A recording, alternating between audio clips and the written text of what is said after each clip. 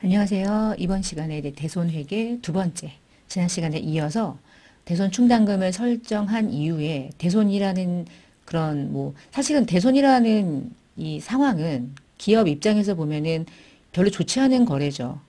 그 상대방에게 받아야 하는 다양한 채권들을 회수할 수 없는 상황이 확실하게 된 거니까 아무리 물건을 열심히 팔면 뭐해요?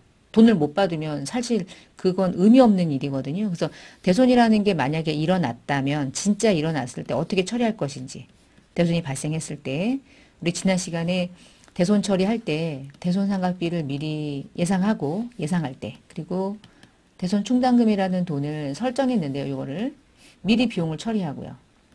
그럼 충당금 설정한 이유는 대손이라는 게 발생했을 때 이 중에 대손 처리하기 위해서 얘를 이후에 사용하려고 설정한 거거든요. 그래서 그와 관련된 회계 처리를 할 거고 대손 회수는 이미 나는 대손이 발생해서 상대 거래처로부터 받을 돈을 다 포기해 놨는데 또 돌려받는 경우도 있어요. 아주 예외적인 경우지만 회사에서 기업에서 일어나는 거래라는 거는 끝도 없거든요. 그러니까 가장 시험에 나올 때는 이런 다양한 기본적인 내용들을 토대로 문제가 나오는 거니까. 그리고 이 모든 대손에 대한 이 회계 처리가 나중에 여러분이 공부했던 그 시산표로 어떻게 숫자를 확인할 것인지 과정이 이제 시산표에서 잔액을 좀 확인해야 될 일들이 필요한데 그 시산표를 보는 방법도 좀 보고 마지막으로 학습 정리하면서 마무리를 하려고 합니다. 그래서 지난 시간에 공부했던 거 이어서 학습하신다고 생각하시면 돼요. 자, 이번 시간은 요거예요. 대손이 정말 발생됐을 때 어떻게 하려고 하는지를 지난 시간에 이어서 연결해서 보시면 돼요. 그럼 예를 들면 이런 거야. 회계기간 중에 드디어 실제로 대손이라는 게 확정돼 버리면 그때 어떻게 할 거냐 이제 이런 얘기인 거예요. 자, 그러면 이미 대손이라는 걸 발생이 되지 않아도 미리 예상했던 충당금이 있다고 전제를 하고 예제를 한번 어떤 전제를 한번 해볼게요. 예를 들어 전년도에 대손 충당금을 100을 잡아놨어 이렇게. 그리고 나는 이미 대손 상각비를 처리한 거야. 전년도에. X1년도 12월 말에. 그리고 이제 X2년도가 된 거죠. 근데 X2년도에 내가 받을 수 있는 채권 중에 일부를 불확실하게 대손이 정말로 확정이 됐을 때 어떻게 처리한다는 뜻이냐면 어떻게 해요? 그날 외상매출금이 죽어야죠. 예를 들어 딱 80만 원만큼 받을 수 없게 되었다라고 하면 외상매출금을 대손 처리를 하는데 이때 차변에 대손 상각비라는 비용은 이미 비용을 전년도에 처리했으니 대손이 발생하면 얘를 사용해야지 라고 하는 그 충당금을 잔액 한도 내에서 이제 갖다가 제거하는 거예요. 그래서 지금 대손 충당금을 잡은 이유가 뭐야? 대손이라는 게 일어나면 사용하려고. 얘를 미리 설정한 이유는 비용 미리 처리하면서 예상한 거죠.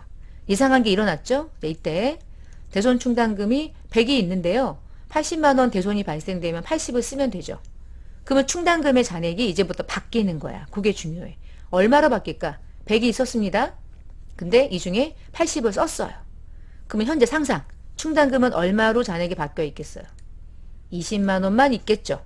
그쵸? 이 잔액이 얼마냐에 따라 차변의 계정이 외상매출금이라는 또는 바드럼이라는 채권이 대손이 실제로 발생되면 죽어요. 죽는데 이때 차변에 올 수 있는 경우의 수는 3개인 거야.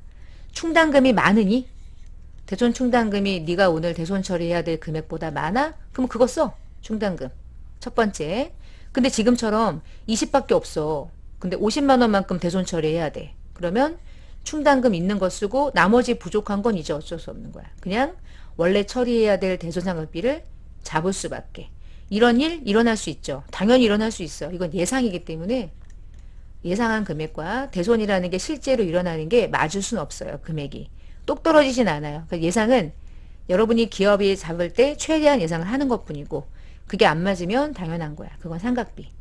만약에 충당금을 하나도 남기지 않았다. 다 썼다. 그럼 어떻게 해요? 그냥 상각비. 경우의 수는 이럴 수도 있어요.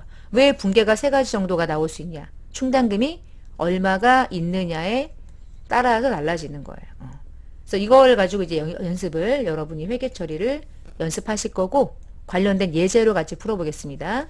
대손이 실제로 발생됐을 때, 자 1번 매출처 LG가 파산이 됐대.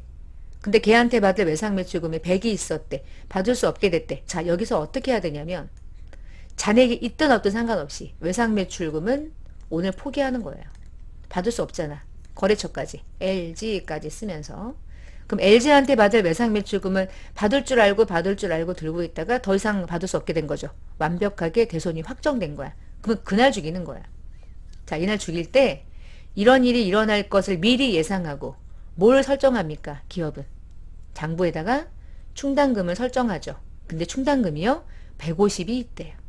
그럼 150이 있으면 100만 원 쓰고도 잔액이 남겠죠. 그러면 이때는 대손 충당금을 대손 처리해야 될 100만 쓰는 거지. 150에서 이렇게.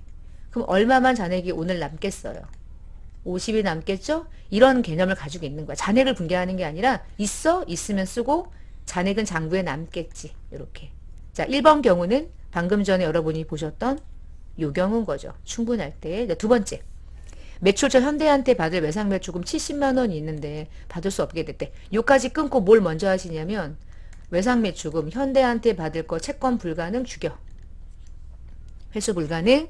자, 그럼 70만 원이라는 요 외상 매출금을 죽일 때 충당금이 있는지 확인하는 게 무조건인 거야. 근데 충당금이 50밖에 없대. 예를 들면 지금 연결한다면 요 정도밖에 없는 거죠. 그러니까 쓰고 얘밖에 없대. 그러면 있는 돈은 써야죠. 미리 설정한 거니까.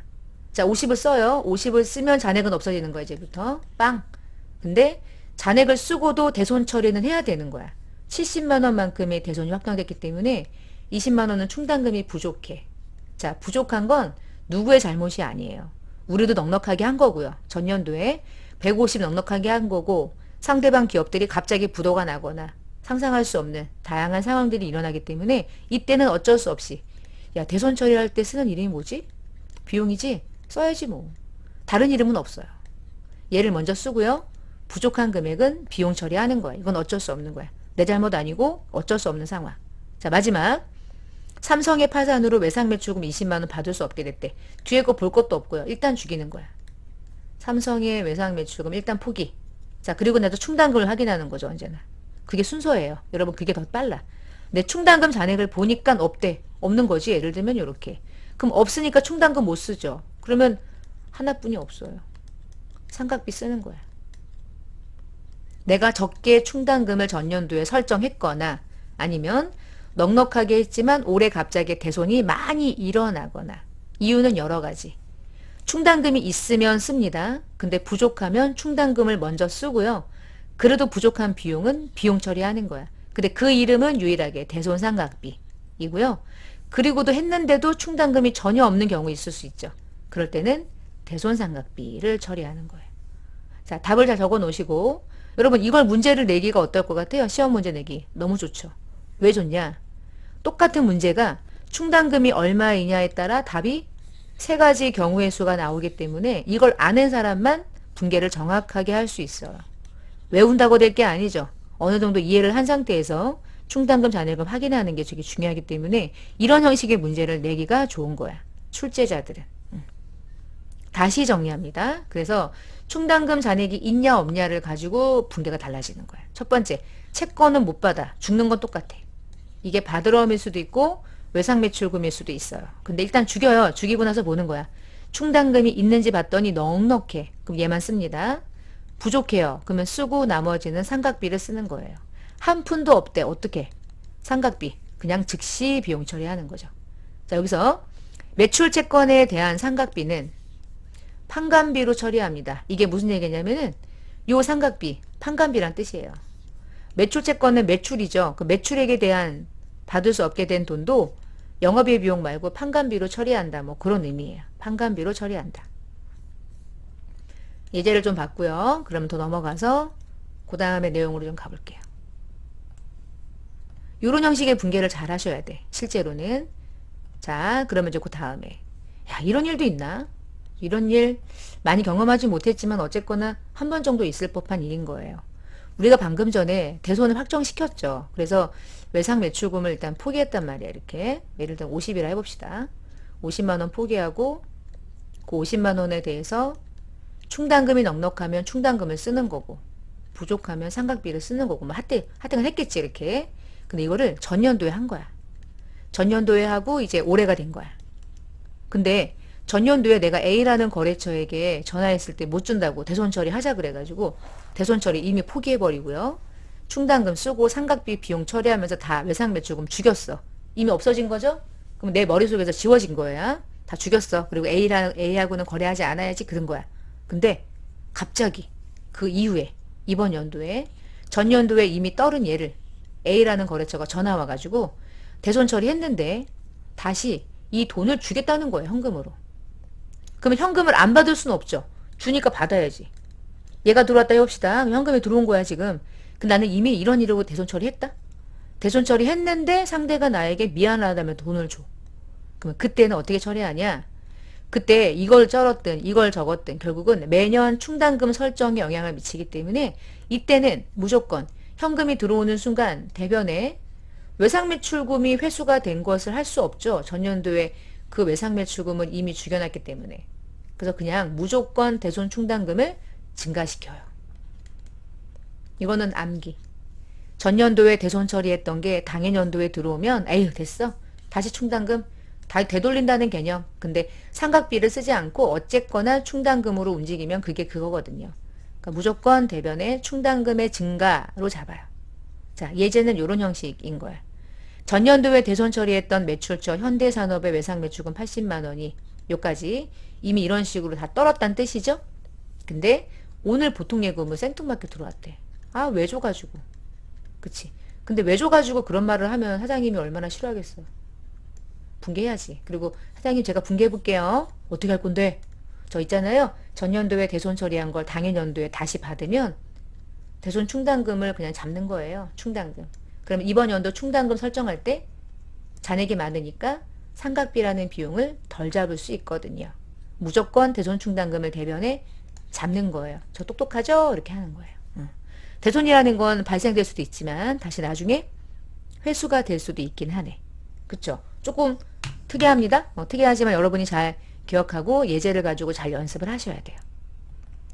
자, 그러면 화면을 보시고 여러분이 이제 1년의 흐름을 조금 같이 정리를 해볼게요. 일단 첫 번째, 매년 기말에 뭐 하니까 내년에 이런 일이 발생되면, 대손이라는 게 발생되면 충당금을 먼저 사용하는 회계 처리를 하기 위해서는 기말에 대손 충당금을 필요한 금액만큼을 보충해서 설정해야 되죠.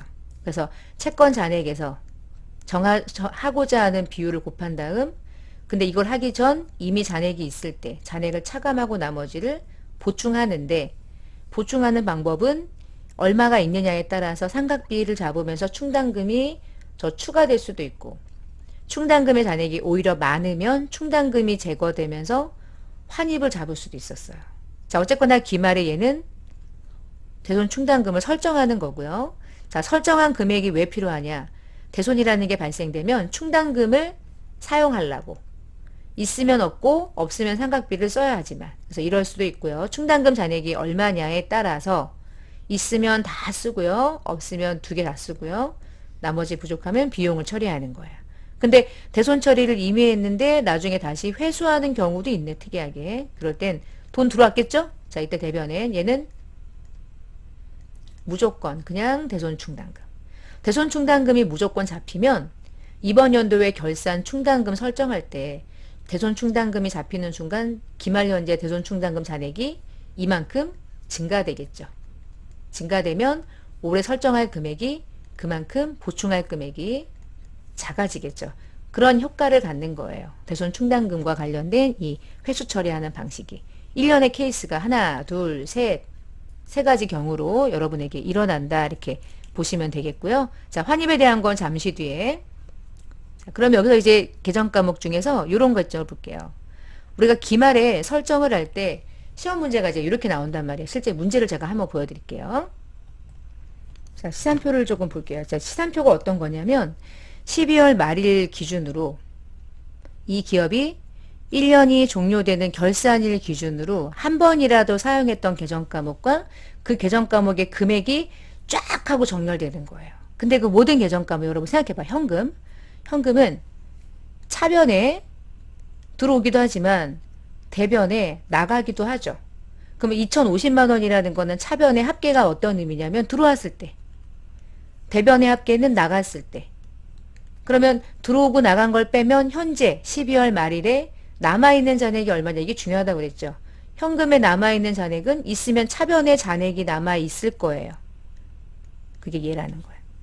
2050 중에 나간 돈 320을 빼면 남아있는 잔액은 1730. 우리 모든 자산은 특히나 뭐가 중요하냐면 잔액이 중요하잖아. 얼마가 들어왔었는지 얼마가 나갔었느냐는 잔액을 계산하기 위해서 필요한 거죠, 사실은. 그렇게 모든 계정 과목이 망라돼요. 그럼 여러분 시험에는 이렇게 나오거든요. 어떻게 나면 결산을 하래. 여러분 결산하세요. 이 얘기는 요거 하라는 거죠, 요거. 이건 기중에 하는 거야. 이건 기중에. 요건 기중에. 기중에 갑자기 돈을 받을 수 없는 날. 기중에 갑자기 돈을 받았을 때. 근데 요건 기말에 하는 거지, 기말에. 기말의 보충법에 의해서 설정하세요. 요게 이제 시험 문제가 나오는 거예요. 근데 보면 여러분에게 딱 이 문제를 어떻게 주냐면 결산 때 받으러옴 잔액에 대해서 1% 하래요. 충당금을 보충법에 의해 설정하래. 그게 끝이야.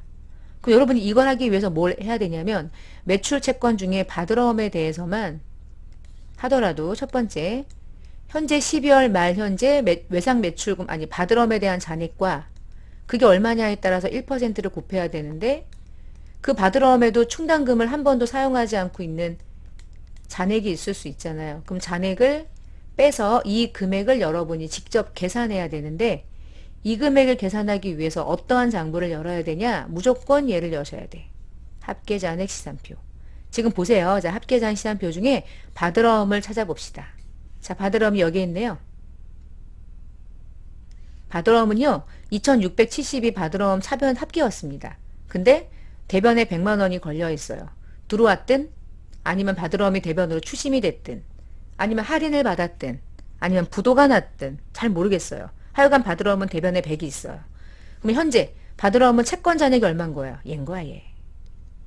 보이잖아, 그쵸? 그러면 받으러옴 채권 잔액 2570 에다가 우리는 몇 프로 하래요? 1%. 그럼 25만 7천 25만 7천 원 하면 되죠. 근데 받으러옴은 받으러옴이랑 관계에는 충당금이 있을 거 아니야. 없으면 없겠고. 얘 충당금이 얘 밑에 있는 거야, 이렇게. 그럼 얘는 누구 거예요? 그러잖아. 얘 거야, 얘 거. 외상매출금 거. 외상매출금의 충당금. 받으러옴의 충당금. 받으러옴의 충당금은요. 잔액이 분계는 대변에 가니까 대변의 잔액을 보는 거야. 12만 5천 원. 얘가 잔액이었어. 이렇게 확인해서 25만 7천 원 중에 12만 5천 원을 제거한 A. 13만 2천 원을 보충하는 거죠. 그럼 13만 2천 원은 어떻게 보충하냐? 분계를 하면 이렇게.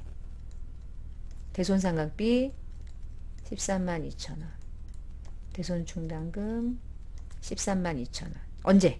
12월 31일에. 이게 이제 보충하는 방식이에요. 금액 계산해서 이 금액을 결산에 반영하는 거죠. 여러분이 이렇게 분계를 하면 얘는 판관비라는 비용이 되는 거고요. 비용을 20만 원은 잡지 않잖아. 비용은 딱 적정한 금액, 필요한 금액만. 그리고 대변의 충당금을 여러분 13만 2천 원을 대변에 기입하면 기존에 있었던 충당금 12만 5천 원에 얘가 이렇게 더해질 거 아닙니까? 더해지면 얼마가 돼요? 내가 원하는. 얘 만들려고 있는 거 빼고 나머지를 보충하는 방법을 취하는 거예요. 그래서 얼마를 보충하니? 라고 하는 건 중요하지만 그 금액을 보충하는 이유는 뭡니까? 얘를 만들려고 1%를 만들려고 그 1%. 그 1%를 만들려고 보니까 잔액이 좀 있어. 그래서 필요한 것만 집어넣은 거죠. 분계를 해서. 그래서 우리는 1%를 만들려고 이 작업을 하는 거다. 이렇게 보시면 돼요. 그렇게 잡으면 장부가 내가 원하는 외부에 보여주는 이러한 방식으로 이제 보여준다는 거죠. 이런 방식으로. 2억 2,570만 원 밑에 딱 25만 7천 원만 달라붙도록. 근데 재무상태표에 보여줄 때는 지금 여러분이 보이듯이 대손충당금은 대변에 분계는 하지만 나중에 외부정보 이용자에게 보여주는 재무상태표로 갈 때는 표시를 이렇게 가는 거야. 그러니까 대변에 분계가 되어 있지만 대변의 장부를 기입하지 않고 분계할 때 이렇게 대손충당금이 대변에 분계를 하죠. 잔액은 대변에 있는 거거든요. 그 나중에 재무상태표로 갈 때는 대변에 분계된 거지만 재무상태표 대변으로 기입되지 않고요. 얘가 외상매출금과 관계가 있으면 외상매출금 밑에 붙는 거야. 그리고 대변에 있는 금액이 차변으로 오면서 금액이 마이너스 부호가 바뀌는 거지. 자기 자리가 아니라 반대편 금액으로 기입이 되니까. 그래서 대손충당금은 어떤 특징입니까? 해당 이 자산을 차감하는 계정이죠. 부채라고 부르면 안 돼요. 부채가 아니야. 그 자산을 차감해. 근데 대손충당금은 그 자산을 차감한다고 하는 그 자산이 되게 많아. 예를 들면 외상매출금에도 충당금이 있고요. 바드럼에도 충당금이 있는 거예요. 얘 밑에, 얘 밑에. 얘는 얘를 차감하고요. 얘는 얘를 차감하는 기능을 해요. 지금 밑에 양이 많아서 제가 화면으로 보여드리지 않고 있지만 미수금에도 있고 대여금에도 있는 거죠. 관련된 계정들이 매우 많이 존재한다 이렇게 생각하시면 돼요. 자, 그러면 여기서 이제 한 가지 더 우리가 요 얘기를 했는데 대손충당금 환입은 판관비를 차감한다. 이게 뭐냐면 충당금이 많아서 이렇게 죽인 거잖아요. 예를 들면 그러면 상각비를 죽여도 돼요. 내 대손상각비가 판관비잖아요. 자, 판관비라고 하는 계정으로 대변에 오면 판관비는 비용이니까 비용이 대변에 오면 판관비라는 비용은 감소되는 거죠. 근데 판관비라는 계정이 차감되는 기능이에요. 결국에. 근데 이름만 대손상각비라는 이름을 쓰지 않고 충당금의 환입이라는 이름을 쓰는 거고 환입이라는 이름은 언제나 관련 계정을 차감해요. 얘는 판관비를 차감한다 정도만. 너무나 어려우면 하나는 그냥 뭐 버리셔도 되고 그러나 설명을 들으시면 얘가 판관비를 차감한다는 게 대손상각비라는 판관비가 대변에 오면 비용이 반대편에 오니까 차감되는 것과 동일한 거예요. 그래서 이렇게 꼭 환입이라는 이름을 써야 되냐? 쓰래. 그래서 우리가 10강을 공부할 때 여러분이 10강 학습 자료를 보시면 손익계산서를 작성할 때 환입을 비용 감소가 되면 사실은 이게 대손상각비가 오는 거랑 똑같거든요. 근데 얘를 쓰지 않고 대손충당금 환입이라는 계정 과목이 판관비의 마이너스 차감 계정으로 표시가 된다. 비용이 대변에 온 거라서 그래요. 비용은 원래 차변이잖아. 근데 비용이 대변에 오면 비용의 마이너스가 일어나는 거잖아. 근데 대손상각비는 판관비이기 때문에 판관비를 차감한다 라고 설명하는 거예요. 10강에서 얘기했던 설명을 우리가 이제 그때는 이해하지 못했던 부분들이 이제 중간중간 계정 과목을 공부하면서 등장하게 되는 거죠. 판관비를 차감하는 계정. 여러분이 이해하시면 되지 않을까. 여기까지가 대손과 관련된 예상이고요. 좀 양이 많고. 자, 그러면 이렇게 이제 시산표를 통해서 얘기했던 것들을 가지고 학습 정리 문제를 한번 풀어볼게요. 첫 번째, 항공기업이 기말의 대손충당금으로 인식할 거, 계상, 장부에 반영할 거 얼마입니까? 보충법을 설정할 거고요. 기초의 대손충당금은 30만 원이 있었대요. 근데 5월 3일에 파산으로 매출채권 35만 원이 회수 불능됐대요. 그럼 이날요. 매출채권이 외상매출금이든 바드럼이든 뭐 둘 중에 하나였겠죠. 35만 원만큼 대손 처리할 때 충당금 잔액이 있는 거는 썼겠죠. 근데 충당금이 좀 부족했네요. 그러니까 30만 원을 쓰고 대손상각비는 5만 원 썼겠네요. 자, 기말에 매출채권 3,500만 원에 대해서 2%를 설정할 거래요. 그러면 70만 원을 할 건데 충당금 잔액은 기중에 다 써서 없어요. 그러면 1년 결산 때 대손충당금은 얼마를 보충하기 위해서 계상해야 됩니까? 70 전액을 해야 되겠죠. 충당금 잔액을 다 사용했기 때문에 기준에. 그러니까 일반적으로 모든 거래를 이해해야 이 객관식 한 문제를 풀 수도 있겠고 객관식 문제 하나에 다양한 회계 처리까지 다 아우르고 있는 거니까 객관식을 잘 푼다는 건 분계도 할 수 있다는 것을 우리가 이제 굳이 얘기하지 않아도 비교 대상으로 알 수 있을 거예요. 두 번째 문제도 볼게요. 기말 매출채권 잔액은 얼마냐? 자, 기초에는 30이 있었대. 이걸 제가 T자 계정으로 그려볼 테니까 한번 봐요. 기초에 채권 잔액이 30이 있었구나. 근데 외상매출금이 현금으로 회수가 된 게 10만 원이래. 여러분 현금으로 외상매출금이 회수가 되면 분계할 때 외상매출금 대변에 반제되면서 차변에 현금 들어오죠. 그럼 외상매출금이 차대변 중에 어느 쪽에 10만 원이 들어갔어요? 대변에 10만 원 들어갔죠?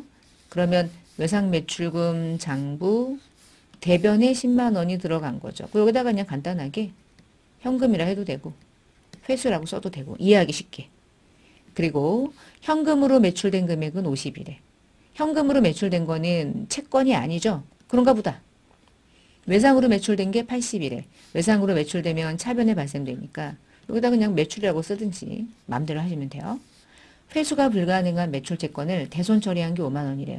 여러분 대손 처리할 때 외상 매출금 죽이잖아요. 그리고 대손 충당금이나 상각비를 쓰죠. 그럼 외상 매출금을 대변에 분개한 게 한 개 더 있었네. 근데 이거는 대손 처리에서 사라진 거야. 자, 맞춰보면 110이었다. 110인데 15만 원은 들어온 건 15만 원은 대손 처리. 그러면 뜨는 금액이 얼마입니까? 95만 원이죠. 자, 95만 원이 실제로 기말에 남아있는 채권이겠구나. 그러니까 110만 원 중에서 15만 원을 제해서 95만 원. 답은 1번. 이렇게. T자 계정 가지고 풀면 훨씬 날 거야. 이렇게 계산하는 식으로 가다 보면 헷갈릴 것 같아서 자, 이렇게 했고요. 현금 매출은 이 문제랑 아무 관계가 없어요. 만약에 매출액 전체를 물어보면은 130이었겠지만 지금은 매출 채권이라는 외상 매출금의 잔액을 확인하는 거니까 현금으로 매출된 거는 외상 매출금에 전혀 관계가 없는 데이터가 되는 거니까 필요 없는 거 지우는 것도 실력이에요.